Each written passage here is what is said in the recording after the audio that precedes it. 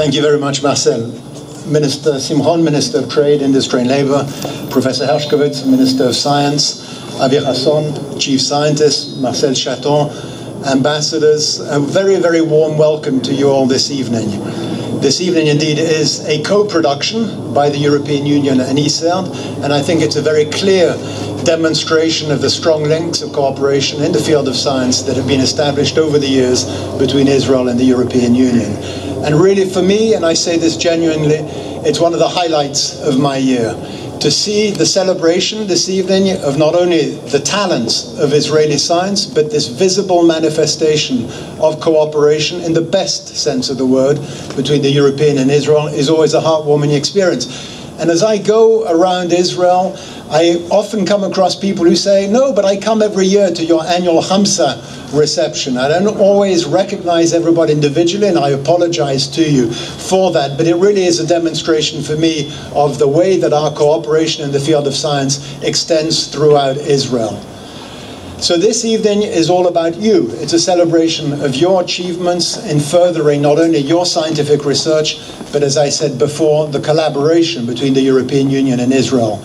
And this fantastic story has been going on now for 16 years.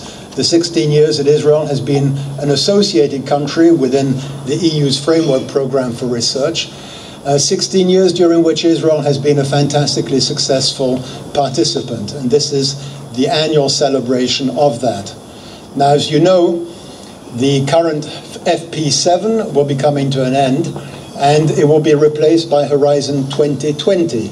And as they like to say in marketing terms, what will be coming in Horizon 2020 will be bigger and better than the framework programs, because, as some of you may know, it will not only embody for the period 2014 to 2020 the existing framework program, but it will also incorporate into it the innovation component of the Competitiveness and Innovation Framework Program, as well as the Competitiveness and Innovation Institute of the European Union. So this will be more, it will be a more comprehensive approach to scientific research, and in a clear indication of the ambition and the importance that the European Union gives to scientific research, not only because of the intrinsic value that it contains, but as an engine, as a motor of economic development.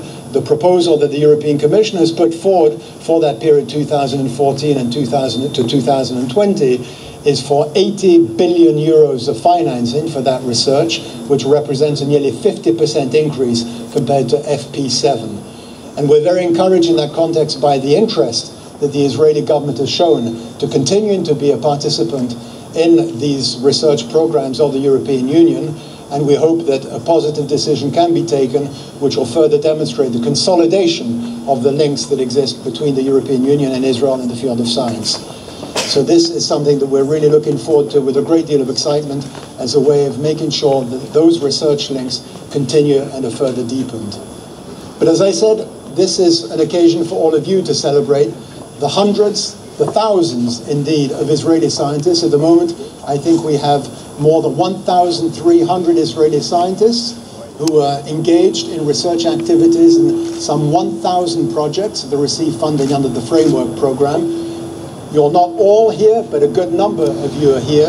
All of those of you who've received funding during the course of the year.